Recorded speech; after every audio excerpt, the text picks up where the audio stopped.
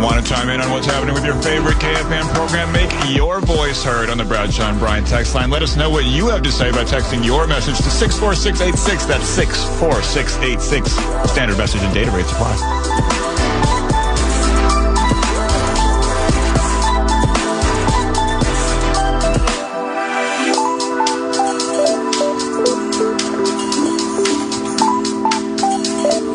All right, final hour of the Tenna Fitzgerald. Tenna B here. Max is with me as well. Pleased to be joined by the expert when it comes to Minnesota Twins baseball. You can read his stuff on his website at twinsdaily.com. You can follow him on social media at TwinsGeek. And, of course, you can listen to his podcast, the Gleeman and the Geek podcast with Aaron Gleeman. He would be John Bonus. What's going on, John? You got Hi, kids. How we doing? Red hot team to talk about all of a sudden. How do you like me now? And the Saints are good. I know, and the Saints are fun, too. Yeah, that's right. I went and watched them Friday night. Did you? Yes. And? Well, it was a rain delay. We didn't start till 8 o'clock Friday night. I had three young kids there. Yeah. Didn't want to stay, till 11 o'clock at night. So we left, and it was kind of cold and chilly and windy. It was that kind of a weekend. So we lasted 5 innings. I'm trying to remember. I missed the walk-off by Wallner. I'm trying to guess if I can't remember if they're playing in town this week or not. If so, we kind of expect Walker Jenkins to be back in the lineup potentially this week. Okay. Potentially tomorrow night, which is Walker Jenkins. For those of you who are real up on the Twins prospects, is the number one prospect in the Twins system. One of the top 10 prospects in Major League Baseball overall. Center fielder, outfielder, etc. Left-handed hitting, and just 21 years old, I think, still at this point, and on the verge of being brought to the majors. And he started out fine this year in AAA in his first real exposure there, and then got hurt, but now he's coming back. So we'll see him back here soon. He's just finishing out a rehab assignment. Just see who I got to see Friday night in St. Paul. Was it Kendry Rojas? The opposing pitcher. Oh, no, Randy Dobnak. Oh, wow. His first ever game not in a Saints uniform pitching against the Saints. Okay, yeah. He was. And he got just rocked in the first inning. They were just lacing it off of him. Saints have been on fire, hitting a lot of extra ex-Saints, actually. They beat up Chavez, I think, earlier this week. And Dobnak was with the Mariners. He just got traded to the Royals. He's got and as part of that trade, he's got a spot on their 40-man roster. So we might see him back in the majors at some point with the Royals. We'll see. I asked this question to Dan Hayes on Friday on the Tenna Fitzgerald, and I want to ask you the same question as well. Sure. As a baseball fan, and you obviously followed as much as anyone, over a course of a 162-game season, there's always a big roller coaster, right? Yeah. You have a stretch of 10 games that looks really good, and then you have a stretch of 10 games that looks really bad. And so when you are going through those stretches like the Twins are right now, right? All of a sudden they're going through a good stretch. They've won 6 of 7. They went 5-1 on their road trip. How do you know, hey, we might have something with the Twins, or, well, this is just the inevitable roller coaster. The team goes on, and they're going to fall again at some point? How do you know? How do you project that? Well, that's a good question, because I think you don't know. You never really know. Everybody says, oh, they knew. Or this happened, such and such happened, and I knew this season was going to be a little bit different, right? And you know that up until the season isn't a little bit different, until it's the same, or you've got the uphill climb again or the down, the scary downhill screaming. I thought 2024 was going to be a pretty good year for this team. And then they got to middle of August, and there were times in August, beginning of August, we talked about on the podcast, like, it feels like this team is 17, 18 games above 500. But it does feel like they're kind of holding on a little bit. Like things could snowball if things go sideways. And then everything went sideways and they fell out. They lost, 45 of 60 games or something like that. And things fell apart. I will be the first one to tell you, in 1987, after they started the season 3-0, I turned to my friends in college and said, this team is much better than I thought it was going to be, blah, blah, blah, blah, blah. Wow. You nailed it. Well, yeah, but I don't know how many other years I've said that.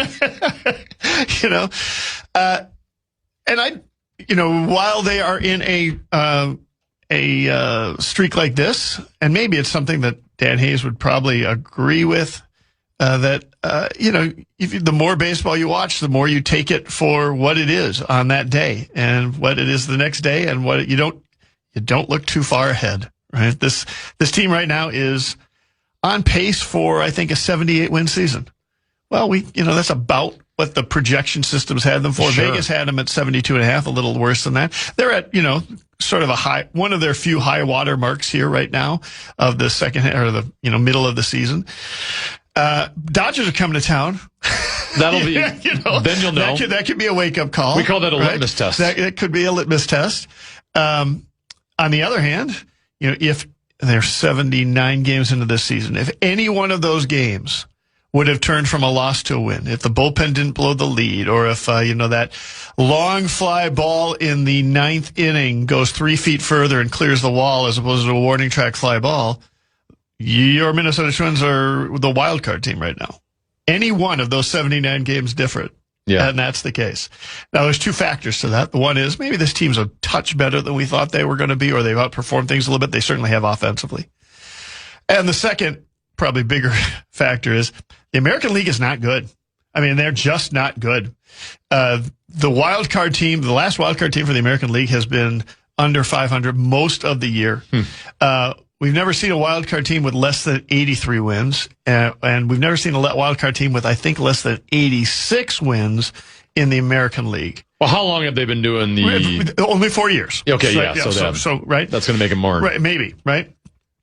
I did do a little bit of a study on, can you expect teams to just be better in the second half? Like, you got the trade deadline, teams put the pedal to the metal, etc.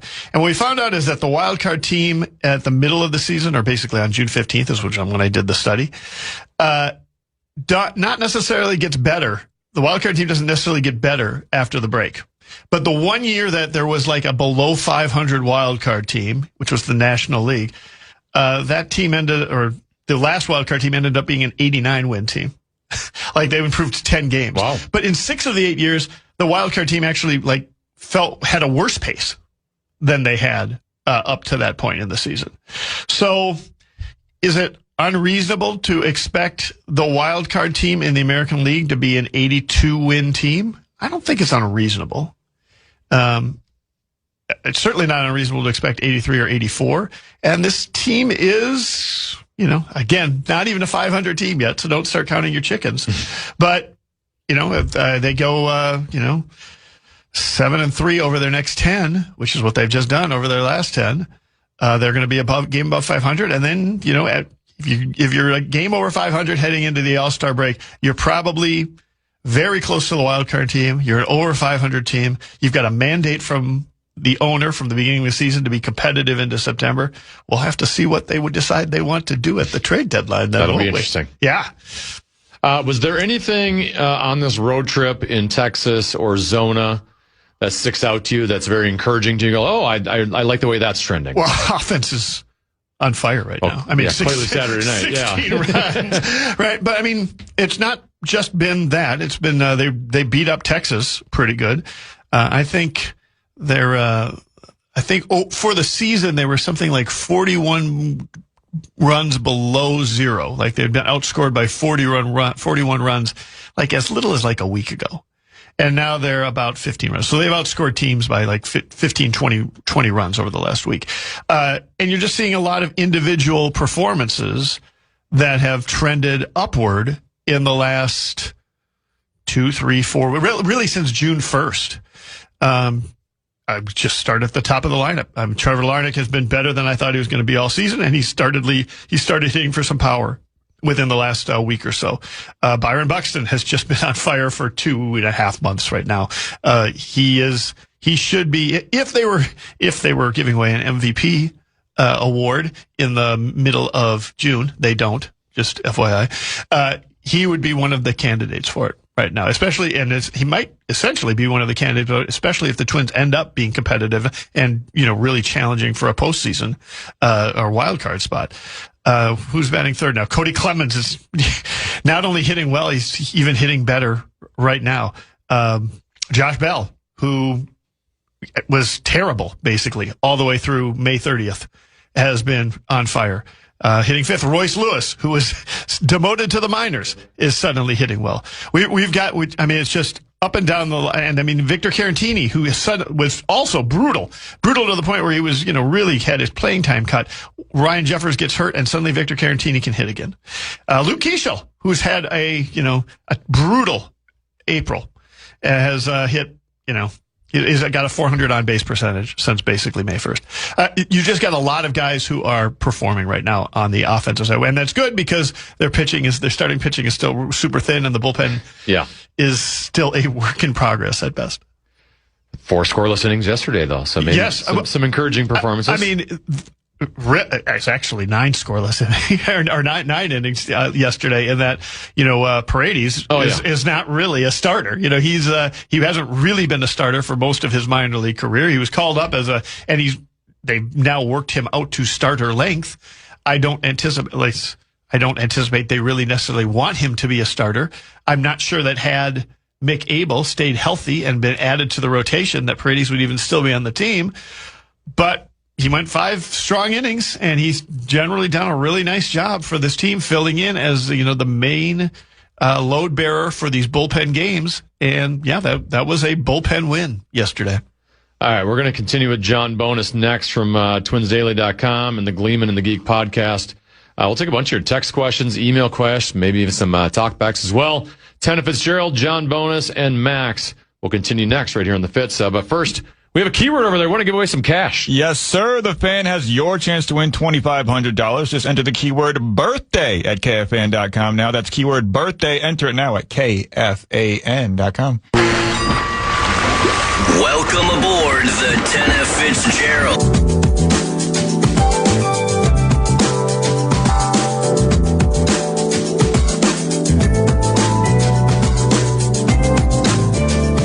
Welcome back to the Fitz, Tennessee Max, along with John Bonus. John, are you going to the Dodgers game tonight? I am going to be. Are you worried about concessions? They're on strike tonight. I know. We've already decided we're going to load up on food and drink before the game. And I will just remind people. I don't know how many people really know about this, but you can bring food into a Twins game. You can. Oh, absolutely. I would try to undercut concessions tonight. I'd bring my own little hot dogs. I'd be like, here, $3 hot dogs right here, $3. I have brought Did you ever watch the Tom Green show back in the day? A little bit. Late 90s. Way back. He had this bit called Undercutter's Pizza.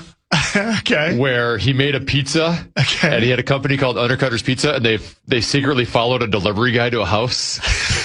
And then as they were approaching at the same time, and they tried to sell the pizza for cheaper than the one they ordered from. And the homeowners basically were about to kill him. It's hilarious. You got a YouTube Undercutter's Pizza Tom Green show. But go ahead. I brought a full sub into like a Subway or Jimmy John's, John's Italian thing, and there's one like a block and a half from Target Field. There's it's just like bringing your own gas station candy to a movie theater. I think there's a website get it cheaper. called something like Bag of Spaghetti or something like that. What? And the question is, which of the ballparks can you bring a bag of spaghetti into? And it's like 12 or 13 of them you can do that. And one of them is Target Field. You can bring a bag of spaghetti. I've never wanted a bag of spaghetti. No, of course not. I like spaghetti. Yes. Never wanted it in a bag form. Yeah, you're allowed to bring your own. Now, I don't think they're allowed to bring your own beers in there. So if you're trying to fight it, that you might have to hit the concession stands for. We'll see. I'm surprised they allow you to bring your own food, to be honest with you. Most places, it's a long-standing tradition that they've never really challenged. It certainly goes back to Metropolitan Stadium in the '60s and that sort of thing, when that was pretty common, I think, amongst most ballparks. And now it still holds true for Target Field. Because I took the boys to the new Mystic Lake Amphitheater by Canterbury Park on Saturday night. Did you? And of course, we first went to Minnesota largest candy store first. Of course. So that my kids, both have just loads of candy, and he's like, "Yeah, I'm going to save this for the concert." I'm like, "I'm not sure if we can get in with that or not. Like, I don't know if they'll." Right. And it's not like you're in the winter where you have like a heavy jacket and you kind of hide it. Yeah. Like we're all wearing shorts and t-shirts here. You just pack your pockets full of. I just told them, hey, you're gonna have to have some after. I go, we'll eat some dinner here. And so you didn't pack your pockets full of dots. I didn't want to walk all the way up there and then we go, like, can't have candy, and now we got to throw it in the garbage, and meltdown ensues. Right. Anyway, Dodgers, they're pretty good, right? They are pretty good. A little vulnerable right now. I mean, the truth is the Dodgers they're a good but not always necessarily fantastic team in the regular season, but they always seem to kind of put things together. They've got enough, by October, they've got 5 ace starting pitchers. Somehow the other, whereas in the middle of the season, they might have 1 or 2 of those guys hurt, something like that. So, it's not going to be, it's going to be a test. Your point of litmus test is a good one. It would be nice. It would be really nice to take 2 out of 3. It would be fine to take 1 out of 3 versus the Dodgers, especially because right after the Dodgers, the worst team in Major League Baseball, the Colorado Rockies, or at least one of the worst teams in Major League Baseball, Colorado Rockies, will be coming here this weekend. So, the Twins have a pretty decent chance of going 3-3, and it'd be really nice to go 4-2. If they get 4-2, they're within a game of 500. When you're on this show, which is typically the comment program, the smart Alex have to come out. So when I ask here we go. When I ask for text questions, what's coming. It says, with the Dodgers coming to town, I think it's only right to rehash the infamous question: is Ohtani an ideal fit on the Twins? I'd still take him, but I'm not sure. I'm not sure I'd give up the ghost for him. So yeah. Talk back on the iHeartRadio app. Here's the first one. Hey guys, first time, long time. Can you hear that? I cannot. I can hear it through my computer. I can't hear it through the headphones. Yep. Do you have the one next to the studio button bar to the right of that potted up? Yep, I got it potted all the way up. Try it again. Hey guys. No, we'll just have to. We'll have to move on. From you want to interpret it for me? No transcription today. Brandon from New Mexico texts the Bradshaw and Bryant KFAN text line 64686. He says, John B., is there any other pitchers on the scrap heap the Twins could acquire? That Lawrence trade was a doozy. Yeah.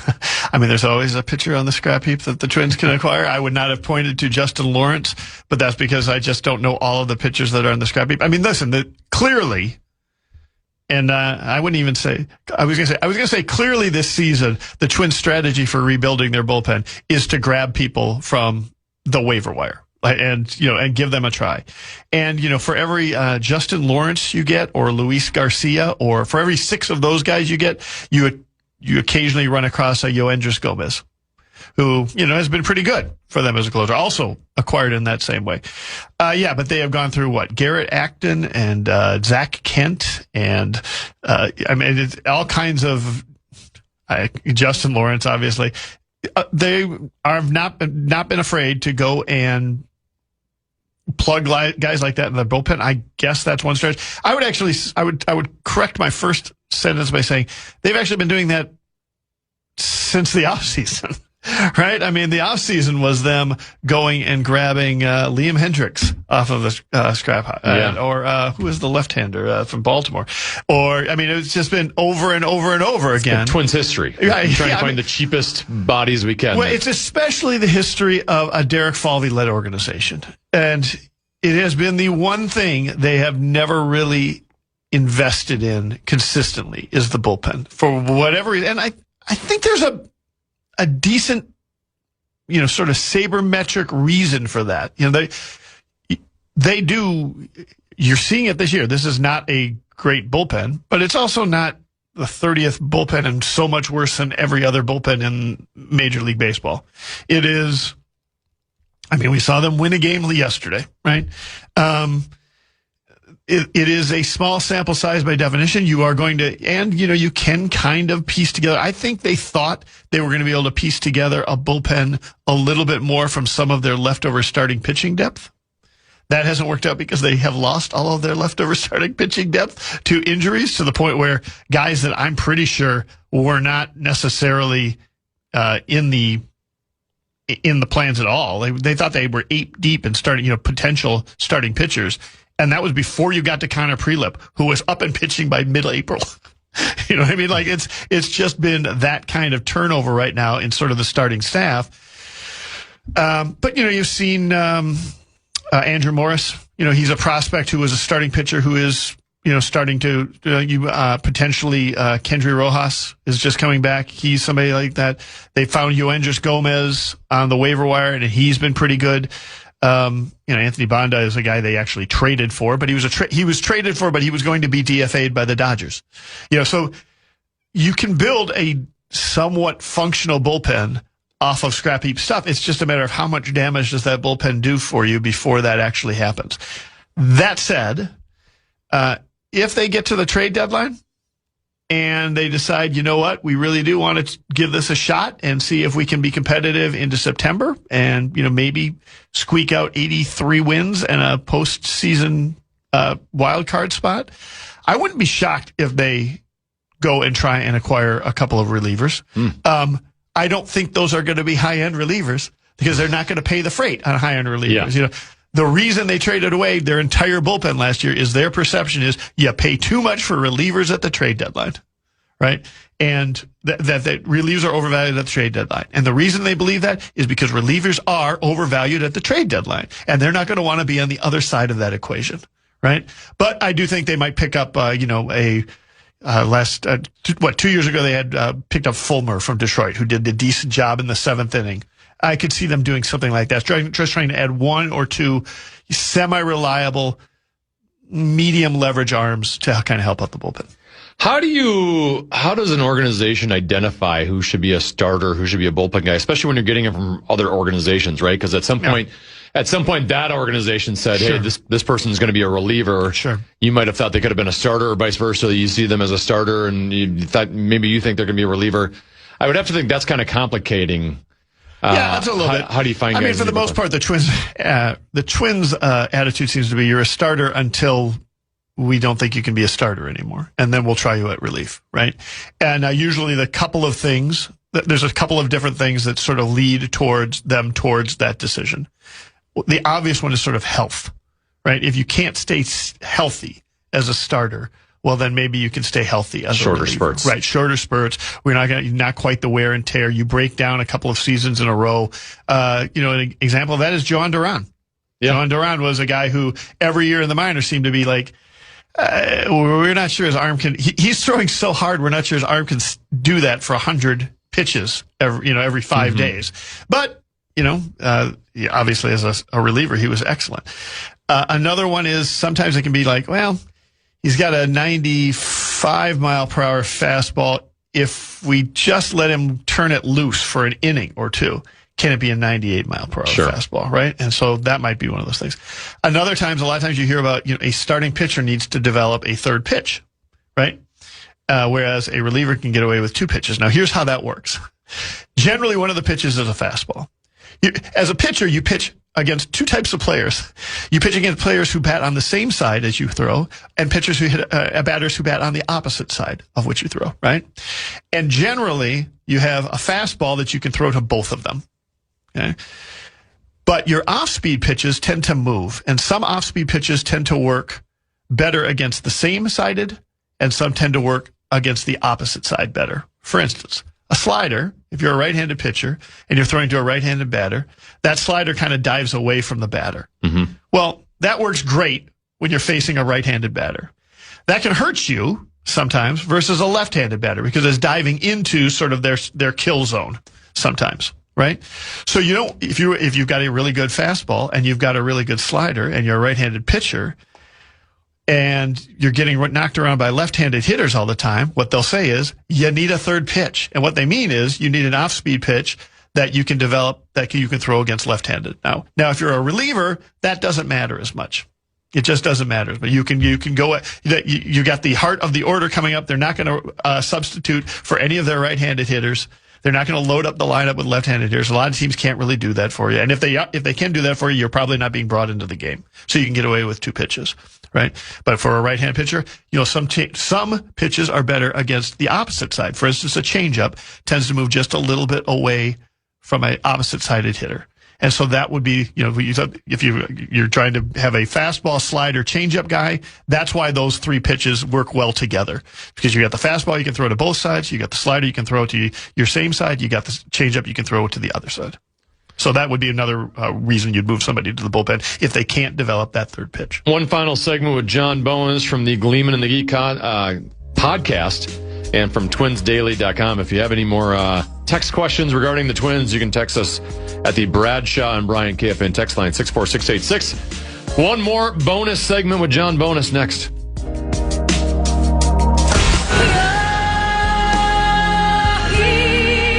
Taking on water once again. Lower the lifeboats. Lower the lifeboat.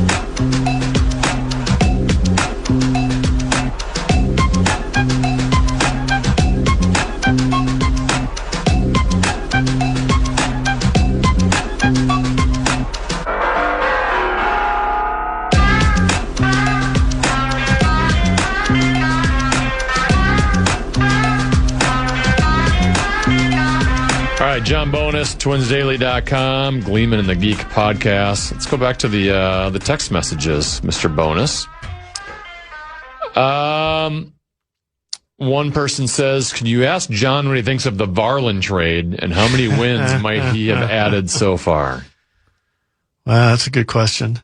Enough that they'd be in the wild card spot, I think. I mean, seriously. I mean, like I just said, how about the better question is, like, did you see that coming? Right? Like, he was always... Yeah. We saw that coming. I mean, okay. we in 2023, 2023, maybe 2022, when they gave him a bullpen spot for, I think it was 2023, for October, late September and October, when he was struggling with the Twins organization. And he had a lot of success both in September and then in the postseason. And then they moved him back to starter because I think he wanted to be a starter. He didn't want to give up on being a starter. And the Twins, like I said, are hesitant to give up on pitchers being a starter unless they absolutely have to. But Rocco was actively campaigning at the end of the season for Varland to just switch to a bullpen role because he said you just got amazing stuff for a bullpen. It's going to be great. And so, 2026, after he had got knocked around in 2025 as a starter, he was only too happy to kind of switch to that role in 2026, and he looked fantastic. And the question at the trade deadline, if you took a look at any of Twins Daily's trade speculation or rumors or scenarios in July of 2025, you would have been hard-pressed to find any that said, the Twins might trade Louis Varland. And that was because he had 5 years of team control. And he looked like that upon which the next great Twins bullpen would be built. He would be the cornerstone in the same way that Duran was the cornerstone starting in about 2022, 2023, right? That said, I've talked to the Twins about that. And of the 10 trades that they made, that was the one that surprised us the most. And to some extent, it was one of the ones we probably one of them were critical of as well. And in fact, I think if the Twins had made 8 of those 10 trades and not traded, say, Varland and maybe one other, something like that, we'd have been like, we're good. We're good. And then we still got like 2 good arms in the bullpen upon which you can be building a 2026 season. And when they went all the way on that was just like purging for the sake of purging. Literally the last 5 minutes of the trade deadline, both Griffin Jacks and Louis Varland were on this team. And we kind of thought, well, that's what they're going to go forward with. Those are going to be the now, alternately, the Jacks trade didn't turn out or turned out pretty good if Taj Bradley ends up pitching like he did in April and not the way he's been pitching here in June. Yeah. His last start was all right. Correct? Yeah, not bad. Yeah. But not anywhere near what he was capable of, early on in the season. That said, talking to people beneath, under the covers there in the Twins organization, they took a look at the 2 players they were getting back. One is Alan Rodin and the other one is Kendry Rojas, and said, we can't not make this trade because worst case scenario. Is Rodin in St. Paul right now? Rodin is in St. Paul right now. He was crushing the ball Friday night. First of all, he wasn't just getting hits. Like he was. Yes. They were just laser beams off of his bat Friday night. I will be interested to see how they handle. That's a good tangent I would love to cover here. I'll be interested to see how they handle Rodin because he also just came back from injury last week. Okay. And is already crushing it again. He looked great. We saw him for about a week and a half last August with the Twins, and then he got hurt. rehabbed over the offseason, looked great in spring training, didn't make the roster because they didn't want to lose James Outman to waivers, and then would have probably been called up like a month into the season, except he got hurt again. And he's just come back, and now he's raking again. And now, we were just talking about this today on Gleeman and the Geek on the Patreon side, that if anybody gets hurt, anybody outside of like a shortstop or a catcher gets hurt on this team, I think there's a decent chance Roden gets called up, and they shift things around, and we see him in right field or left field. Okay, or probably right field, or maybe even center field. But even more so, the other player, Kendry Rojas, who we've already seen this year, and he's got a 1-something ERA, 1-something ERA right now with the out of the bullpen for the Twins. 1.26 ERA out of the bullpen with the Twins, and it just was reinstated yesterday after fighting a little injury. They think he can be a dominant starter, and if he can't be a dominant starter, he'll end up being moved to the bullpen, where he'll be as dominant as Varland. So you can kind of see their logic, right? Which is like Varland for Rojas, the not worst case scenario, but what a bad case scenario for Rojas is he ends up as Louis Varland.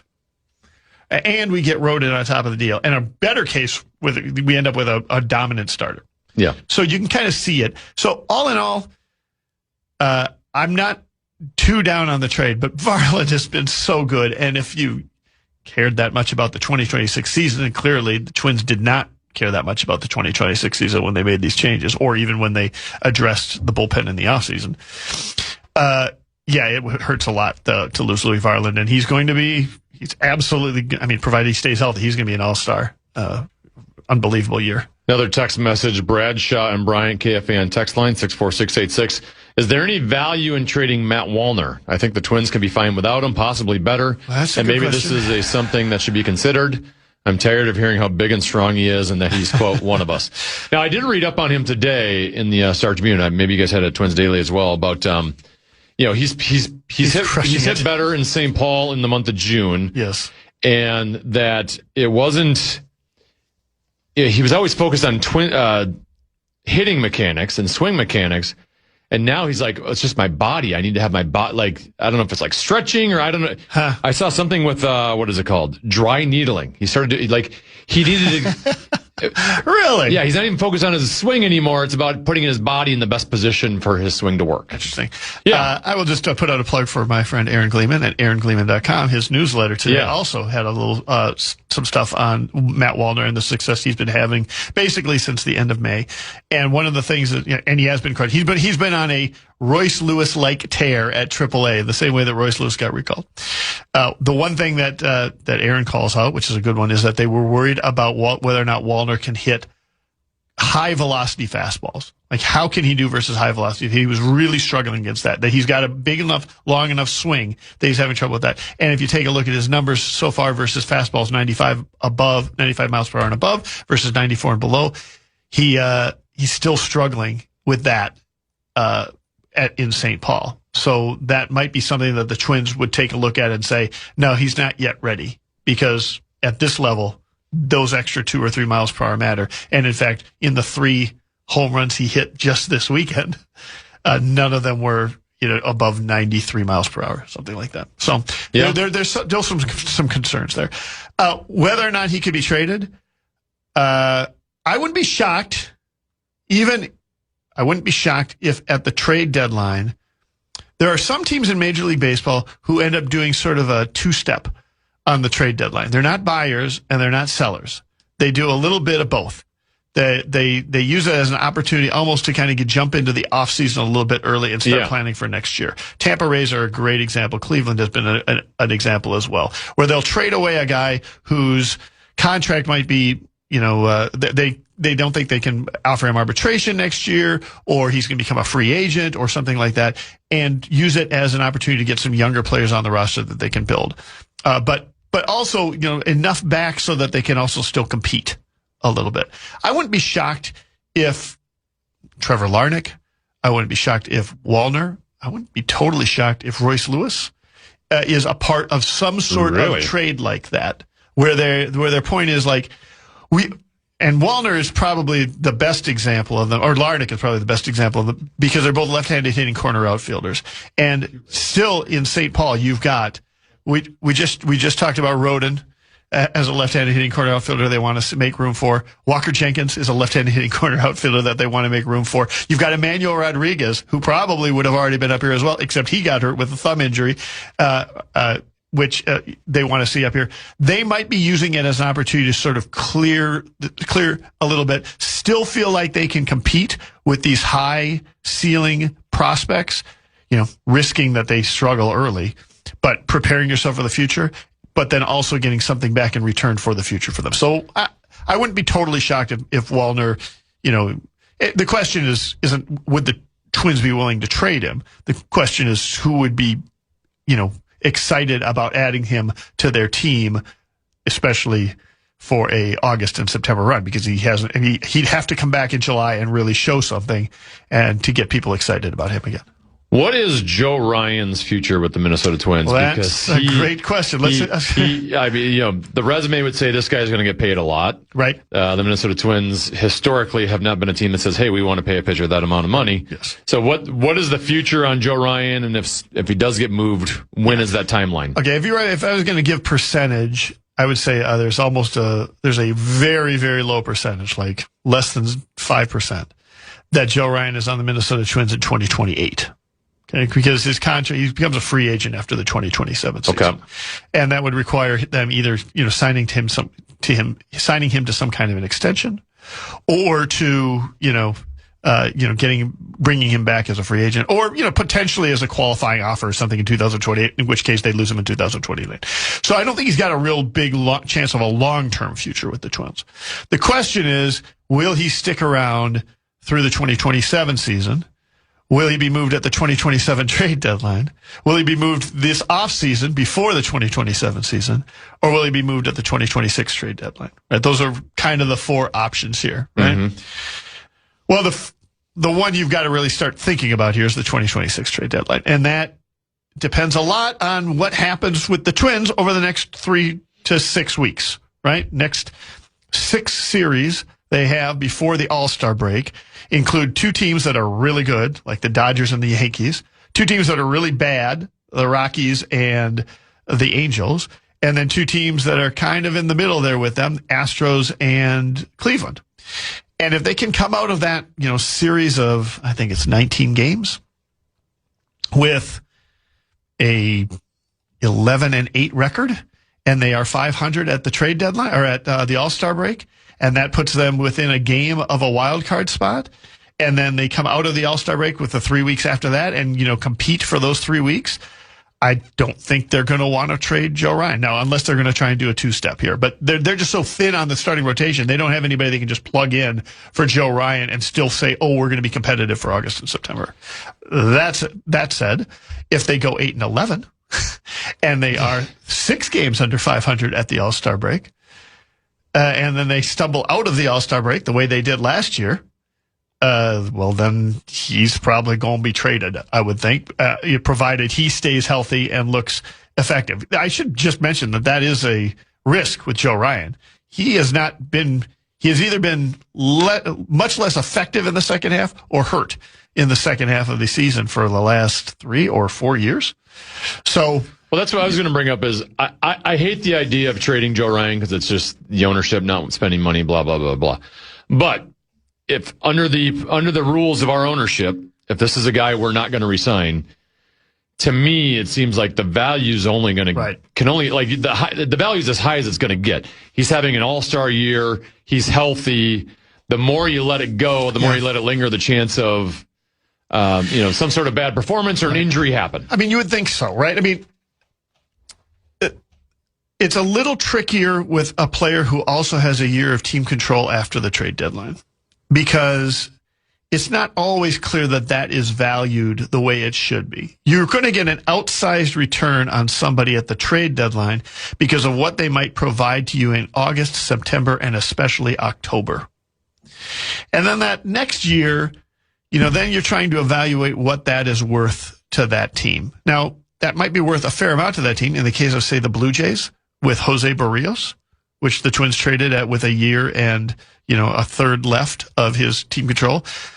The Jays wanted that because they wanted to re-sign Barrios. So, they immediately after that, after his August and September with them, they signed him to a long-term deal, and he was willing to do that. That can be a way to sort of sell high. But, you can also maybe get a good August and September out of him, perhaps even make a postseason, which would be valuable, not just in terms of like feeling good about yourself, but in terms of like getting season ticket holders to renew and changing the narrative on this team and changing the narrative on Pohladian ownership. Tom Pohlad instead of the Joe Pohlad show. That could be valuable too. And then you could still maybe trade him in the offseason and get, the value that you have for that full year. So, it depends on the offers that you're receiving for him. But yeah, I would think if it looks like he's healthy and effective in July, some team is, I think he was close to being moved last year. I think if they'd have gotten the right offer, they would have moved him at the trade. And that was with 2 and a third years of control. How about Byron Buxton? I know he holds the cards. He can veto any trade. He's made it seem like, hey, I want to be here. Right. That being said, are you still confident long-term he's going to be here, or will that change at some point? I'll be honest with you. It's just complete speculation because I don't know what Buxton's thought process. I know that he wasn't particularly happy after the trade deadline last year, right? Can't imagine anyone would be. Well, right. Right. Yeah. Now there was Ryan Jefferson. Now there was Joe Ryan. And those guys were the guys that weren't traded, right? Anybody who is these players are investing their time and their efforts and their energy into this organization as well. And just like any of us at their company, right? Like if you take a look above you at management and the decisions they're making and you think this just isn't going to go well for any of us, and that any of us includes me. If you lose that confidence in there, you're not especially driven to make the extra effort, or you might think, maybe I need to look at a different job. Maybe I need to look at a different. That was not me, Chad.